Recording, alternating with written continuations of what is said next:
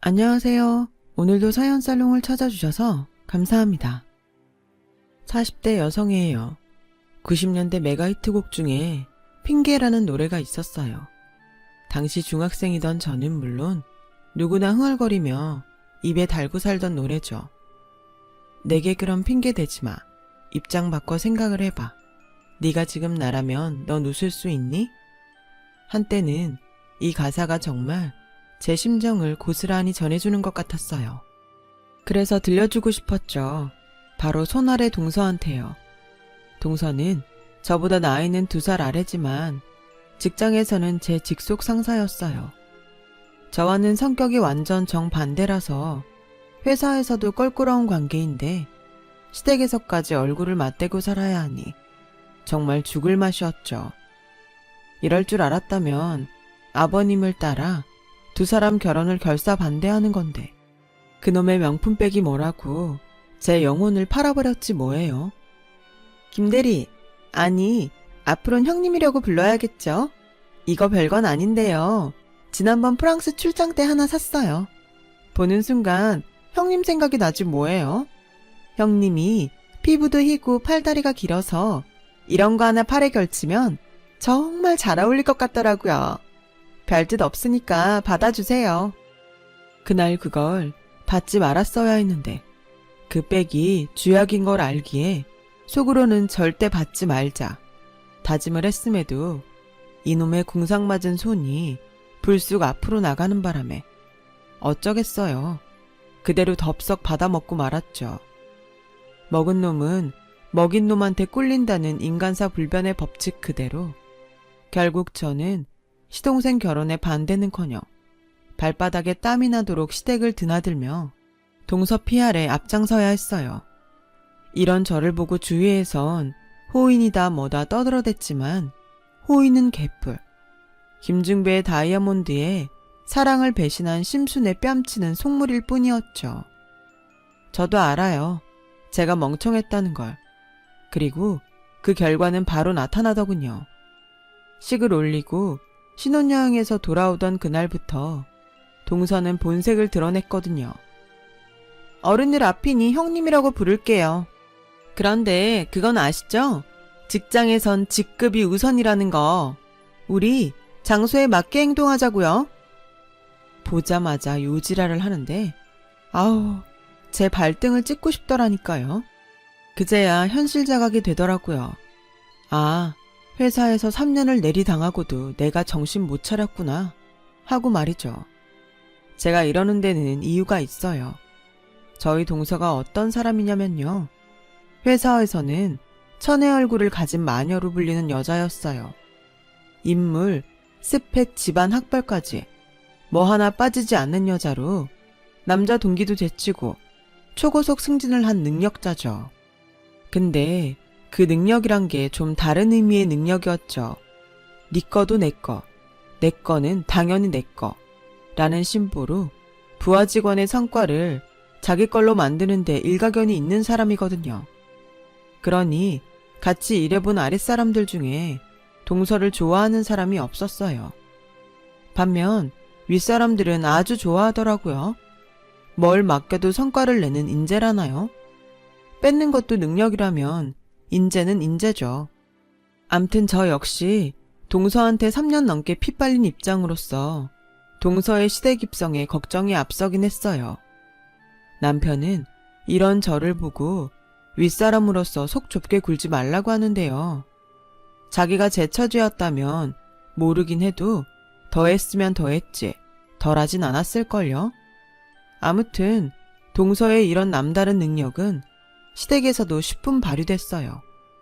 어찌나 회사에서 하던 짓을 그대로 하던지 미치고 팔딱 뛸 뻔했다니까요. 일일이 열거하면 나를 새도 모자라니 대표적인 걸로 하나만 얘기할게요. 그러니까 몇 년 전 봄의 일이에요.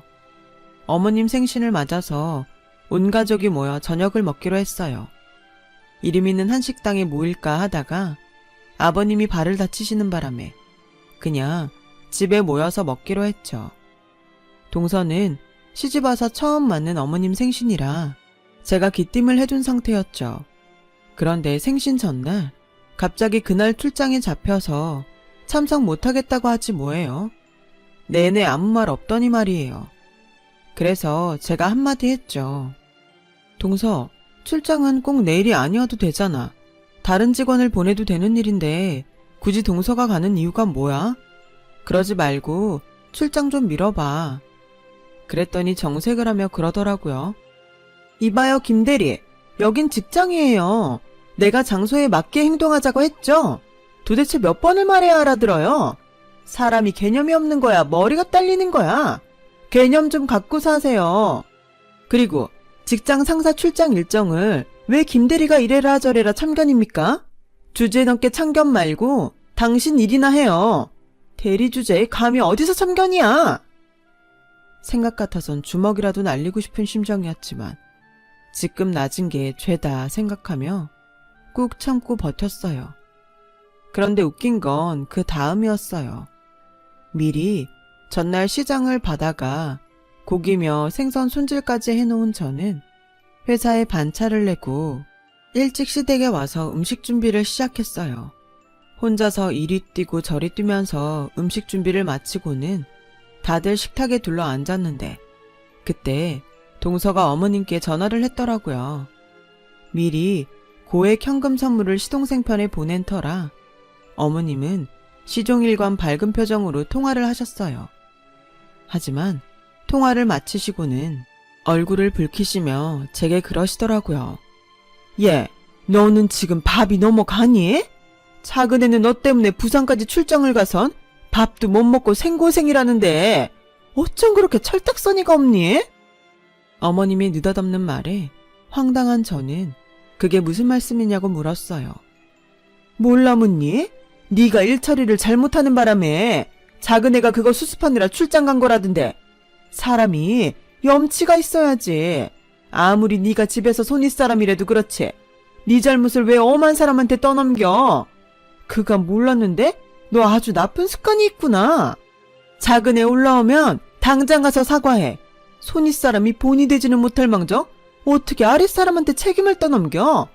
게다가 회사에서 지보다 높은 사람을. 제발 나이값 좀 하고 살아라. 어머님, 그게 아니고요. 됐다. 밥이나 먹자. 어머님은 제 얘기는 듣지도 않고 말을 끊으셨어요. 여우 같은 지집애. 마른 하늘의 날벼락이라고 기껏 생각해서 미리 기뜸까지 해줬더니 지 편하자고 날 무능하고 무책임한 사람으로 만들어? 화가 나서 참을 수가 없었어요. 그래서 식사를 마치고 집으로 가는 길에 동서한테 전화를 했어요. 그랬더니 뭐라는 줄 아세요? 지금 그거 따지자고 전화한 거예요? 왜? 어머님 생신상 좀 차렸다고 생색이라도 내고 싶은 거예요? 네, 수고하셨네요. 어머님한테 하는 것만큼 회사에서도 그렇게 열심히 하지 그래요? 그럼 대리딱지도 진작 됐을 텐데. 암튼 나 지금 바쁘니까 중요한 일 아니면 연락하지 마세요. 바쁜데 쓸데없이 전화질이야. 뭐? 동서 지금 말 다 했어? 여보세요? 동서는 제 할 말만 떠들고는 전화를 끊어버렸어요. 한마디 하려고 전화했다가 열만 더 받고 말았지 뭐예요.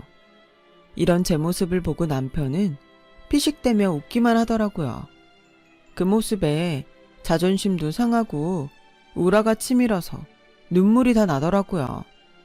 그놈의 명품백만 아니었으면 내가 이런 꼴도 안 당했을 텐데 내가 내 발로 지옥불에 뛰어들었다 싶었죠. 그 외에도 여우 같은 동서 때문에 집에서도 회사에서도 이상한 사람으로 찍힌 게 한두 번이 아니었어요.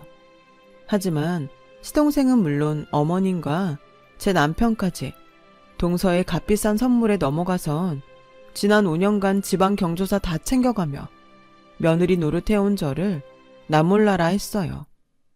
유일한 제 편은 아버님 뿐이었죠. 아버님은 처음부터 동서를 탐탁지 않게 생각하셨거든요. 동선의 집을 아름아름 알고 계셨는데 주위에서 평판이 그리 좋지 않았던 모양이었죠. 게다가 아버님은 불과 몇 년 전까지도 직장 생활을 해오신 분이라서 직장 상사를 집안 식구로 들이는 게 얼마나 불편한 일인지 잘 알고 계셨죠. 그래서 더더욱 제 심정을 헤아려 주셨던 거예요. 안 그래도 시동생 결혼 전에 아버님이 저를 따로 불러서 그러셨거든요. 아가, 작은 애가 들어오면 아무래도 네가 입장이 곤란할 것 같구나. 그래도 어쩌겠니? 이미 하기로 한 혼사인데 서로 맞춰가며 사는 수밖에. 그래도 힘들어서 못 버티겠다 싶으면 나한테라도 하소연하려무나. 시애비가 돼서 며느리 위에 그 정도 한탄도 못 들어주겠니? 그때는 그저 말씀만이라도 고맙다고 생각했는데 상황이 이렇다 보니 결국 아버님을 찾아가 신세 한탄을 하게 되었어요. 퇴근 후 아버님과 만나 포장마차에서 소주잔을 기울이는데 장소가 그래서 그런가 오랜만에 속 얘기를 해서 그런가 그렇게 기분이 좋을 수가 없더라고요. 그래서 이후로도 종종 아버님과 따로 밖에서 만나 포장마차 데이트를 즐기곤 했는데 하필 이 모습을 들키지 말아야 할 사람한테 들킨 거 있죠. 바로 동서였어요. 남한테 솔직하지 못한 사람들이 대개 그렇듯 동서는 혹시라도 아버님께 제가 자기 욕을 할까봐 걱정이 됐는지 불안한 표정이더라고요. 그리고는 그날 바로 어머님께 이 사실을 고자질했어요. 그냥 있는 사실만 말한 게 아니라 마치 제가 아버님을 제 편으로 만들기 위해 뒤에서 자신을 모함한 것처럼요. 그 바람에 저는 밤에 시댁으로 불려가 어머님께 핀잔을 들었고 그날로 저와 아버님의 포장마차 데이트는 끝이 나고 말았어요. 그나마 아버님과 소주잔을 기울이며 숨통을 튀어왔던 저로서는 유일한 숨구멍이 막힌 것처럼 다시 답답한 일상을 보내야 했어요. 동서는 직장에서 대놓고 업무에서 저를 배제시켰고 시댁에서는 실세인 어머님을 등에 업고 저를 투명인간 취급했어요. 그렇게 몇 달이 지난 어느 날 출근을 해보니 사람들이 모여서 소곤거리고 있더라고요. 얘기를 들어보니 회사에서 명예퇴직 신청을 시작했다더라고요.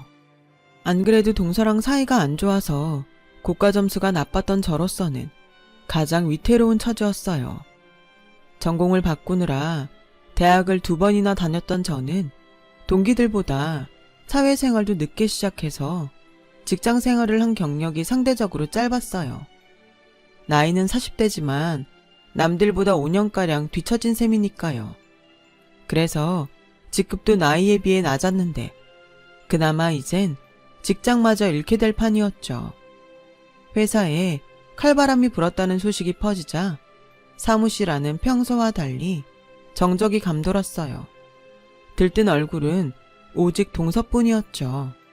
부하 직원들 실적을 가로챈 덕에 실적면에서 간부들한테 평판이 좋은 데다 친정아버지가 저희 회사 전문인과 친분이 있었기 때문에 안정권이 있었거든요. 그렇게 불안한 시간이 흐르고 드디어 올 것이 오고야 말았어요.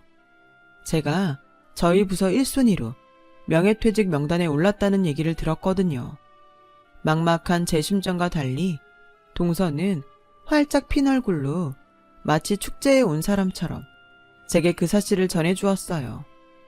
이런 동서 앞에서 애걸복걸하는 모습을 보이고 싶지는 않더라고요. 매달려 울고불고 해봐야 별 수 없는 걸 알기에 일찌감치 단념했는지도 모르겠네요. 아무튼 그날 밤 남편과 상의한 뒤 길게 끌지 않고 바로 회사에 사직서를 냈어요. 그렇게 퇴사를 하고 한동안은 앞으로 뭘 해먹고 살아야 하나 고민을 했죠.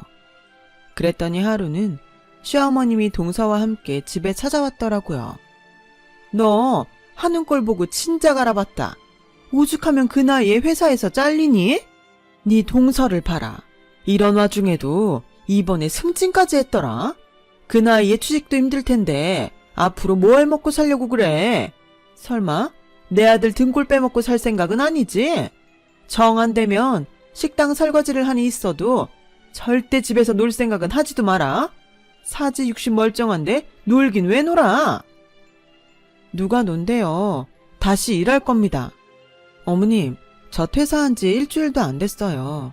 왜 벌써부터 닭다리세요? 저요, 어머님 아들 등골 안 빼먹어요. 그러니 걱정 마시라고요. 서운한 마음에 버럭 질러버렸어요. 그랬더니 동서가 끼어들더군요. 그래요. 아무런 형님이 집에서 놀 생각을 하겠어요? 생각이 있으면 계약직이든 알바든 뭐라도 하겠죠. 그러니 너무 걱정 마세요. 괜히 신경 쓰시면 혈압 높아져요. 우리 어머님 형님 걱정에 흰머리 생기면 어쩌나 걱정이네요. 형님, 정 안 되면 어머님 말씀대로 식당 설거지라도 하셔야겠어요. 내가 누구 때문에 회사에서 잘렸는데 어머님까지 대동하고 나타나 염장을 지르는지.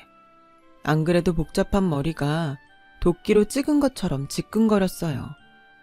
두 여자의 방문으로 그동안 잃었던 재기의 의지가 불끈 솟아올랐어요. 성공만이 살 길이라는 생각뿐이었죠. 다행히 대학을 2군데나 다닌 덕에 전공도 2개를 가지고 있던 저는 첫 번째 전공인 인테리어 디자인 관련 사업을 하기로 했어요. 인테리어 계통에 동기들과 선후배가 있어서 도움을 받을 수 있었어요. 일단 시장 조사를 하고 발품을 팔아 상품성이 있는 제품들을 간추렸어요. 그리고는 그 상품들을 바탕으로 인터넷 쇼핑몰을 열었죠. 젊은 층을 시작으로 인테리어 바람이 불어서 그런가 저희 쇼핑몰만의 특색 있는 가구며 소품들이 조금씩 반응을 보이더니 3개월쯤 지난 시점부터 입소문을 타고 주문이 점점 늘기 시작했어요. 한 1년은 적자 볼 생각하고 시작한 온라인 쇼핑몰은 4개월 차부터 수익이 나서 예상보다 빨리 정상궤도에 오를 수 있었어요. 일이 조금씩 풀려나가자 기운도 나고 일에 대한 의욕도 강해졌어요. 상품 구매에 대한 확신도 생겼고요. 거기다 처음에 반신반의하던 남편도 수익이 나기 시작하면서부터 이쪽이 전망이 있다고 판단했는지 쉬는 날과 휴가를 이용해 일을 돕기 시작했어요. 남편의 도움을 받아 혼자 운영하던 쇼핑몰은 매출이 증가하면서 도저히 혼자 감당할 수준이 아니었어요. 신규 거래처 확보와 홈페이지 관리, 배송, 교환, 환불 처리 등 일손이 많이 필요해졌거든요. 고민이 되더라고요. 아예 이참에 사업을 확장해서 회사 규모를 키울까 아니면 아르바이트생을 고용해 최소 필요 일손만 메꿀까 하고 말이죠.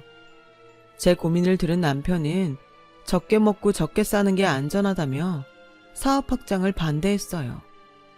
반면에 주변 지인들은 앞으로 계속 이 일을 해나갈 생각이라면 온전한 형태의 회사 규모는 갖춰야 할 거라고 조언해 주더라고요. 제품 특성상 온라인 쇼핑몰은 한계가 있다고요. 제 생각도 그랬어요.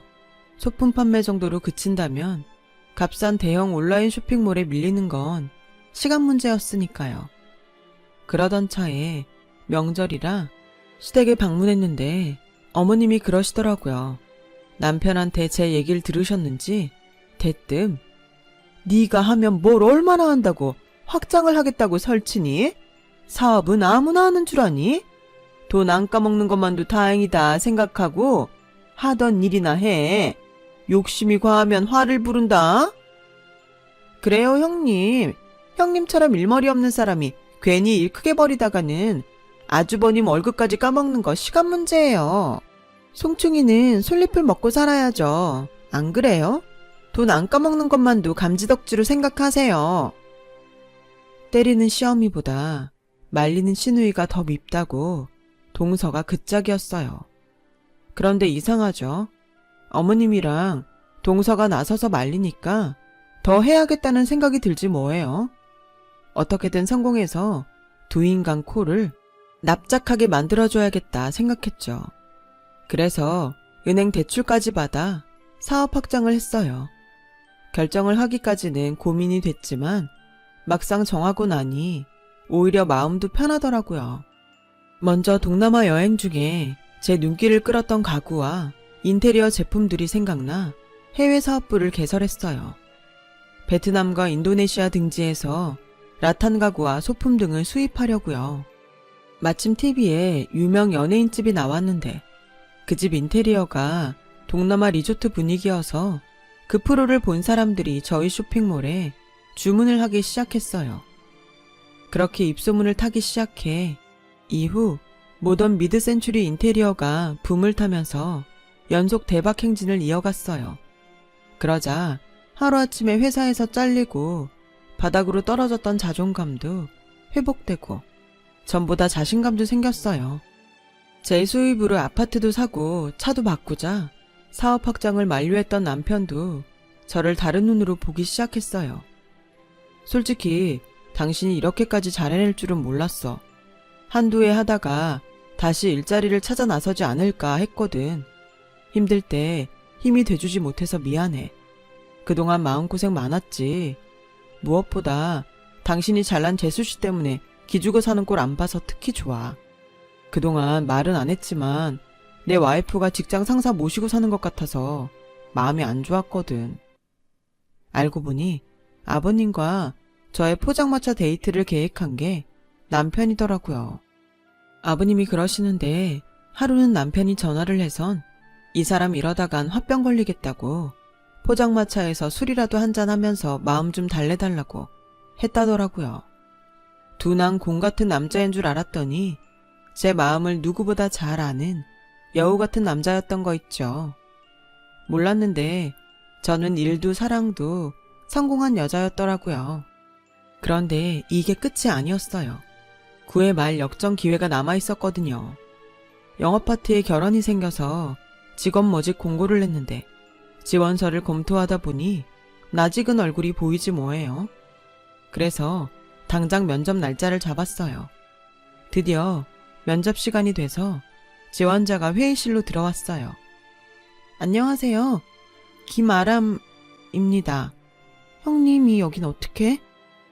눈치채셨겠지만 경력직으로 저희 회사에 입사 지원서를 낸 사람은 바로 제 동서였어요. 동서는 저를 보자마자 얼굴이 창백하게 변해버렸죠. 김아람 씨, 와서 앉으세요. 저희 회사에 지원한 동기가 뭐죠? 제 물음에 동서는 눈알만 굴릴 뿐 아무 말도 못했어요. 경력란을 보니 그동안 진행하신 프로젝트며 업무 실적이 상당하던데 정말 본인의 실적 맞습니까? 네, 맞습니다. 맞아요? 이 사람 정말 안 되겠네. 부하 직원이 몇 달을 공들여 성사시킨 성과들 투성인데 그걸 다 가로채놓곤 본인이 다 한 거다. 지금껏 그 회사에선 그렇게 해먹고 살았는지 모르겠지만 우리 회사엔 그딴 거머리 직원은 필요 없습니다. 인간이라면 최소한의 양심은 있어야죠. 어떻게 남이 피땀 흘려 일한 결과까지 맨입으로 홀랑 먹으려고 해요? 내가 일일이 이 일을 누가 한 건지 열거해 볼까요? 말해보세요. 그러자 동서는 꿀먹은 벙어리가 됐죠. 면접장에 앉아있던 임원들은 평소와 달리 공격적인 절 보곤 의아해했어요. 이보세요, 김아람씨. 한 회사의 부장까지 했던 사람이 고작 부하 직원 실력을 가로채야 할 정도로 능력이 안 되는 겁니까? 그런 수준의 업무 능력이라면 이 바닥 어디에서도 자리 구하기 힘들 겁니다. 여기엔 당신 뒤를 봐줄 당신 아버지 연줄도 없고 당신한테 피 빨리고도 회사에서 잘릴까 두려워 입 닫을 부하 직원도 없어요. 어떻게 할 겁니까? 그래도 우리 회사에 들어오고 싶어요? 당신 손으로 자른 직원이 오너로 있는 이 회사에서 일하고 싶냐고요? 형님, 말이 심한 거 아니에요? 형님이라뇨. 여긴 회사예요. 장소에 맞게 행동하세요. 당신 입으로 한 말인데 기억 안 나요? 이래서 역지사지란 말이 있는 겁니다. 사람의 위치는 언제고 바뀔 수 있어요. 그래서 다들 서로 존중하고 배려하며 사는 거라고요. 세상에 영원한 건 없으니까. 그러자 동서가 피식 웃더군요. 꼴 같잖아서 정말. 회사 차렸다고 뭐라도 된 줄 아는 모양인데 나 이 회사 안 다니면 그만이야. 나 오라는 회사가 여기뿐인 줄 알아?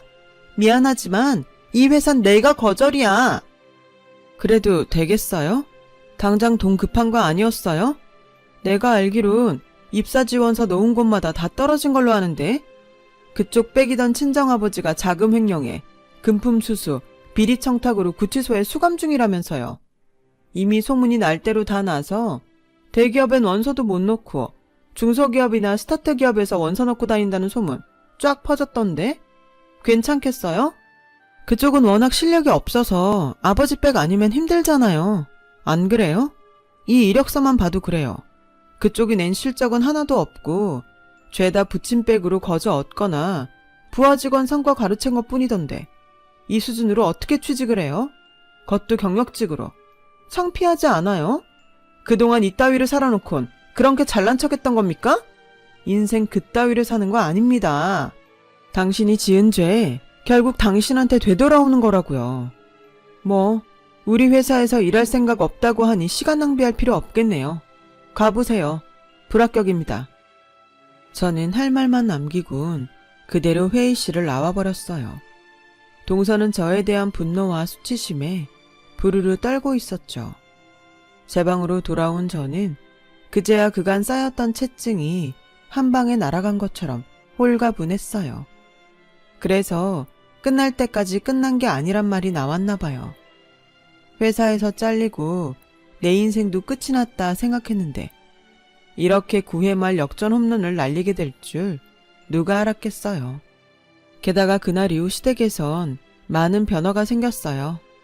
동서 등에 타서 집안의 실세 노릇을 하던 시어머니는 동선의 집안의 몰락과 함께 이빨 빠진 호랑이가 되었고 반대로 맏며느리인 제 등에 올라타게 된 아버님은 간만에 큰 소리 땅땅 쳐가며 집안의 왕자를 탈환하셨거든요. 거기다 제가 드리는 용돈으로 지인들 사이에서도 인기가 상승했고요. 어머님은 이제야 동서를 버리고 제게 붙어버려 노력을 하시지만 글쎄요. 그 손을 잡고 싶은 마음이 안 생기니 어쩌겠어요. 그러게 평소에 잘하실 일이지. 곳간에서 인심난다고 제 주머니가 두둑해지니 주변에 많이 베풀게 되더라고요. 딱 2사람. 시어머니와 동서한테는 예외지만요. 언젠가 이 판세가 또다시 역전이 될지도 모르지만 그렇게 되지 않도록 고삐를 늦추지 않고 열심히 살아보려고 합니다. 지금까지 제 사연을 들어주셔서 감사드려요. 여러분의 인생에도 꼭 역전 홈런의 기회가 있을 거예요. 힘든 시기 다들 기운 내세요. 여러분, 사연 댓글에 응원과 현명한 조언 부탁드려요. 좋아요와 구독은 저에게 큰 힘이 됩니다. 오늘도 좋은 일 가득하세요.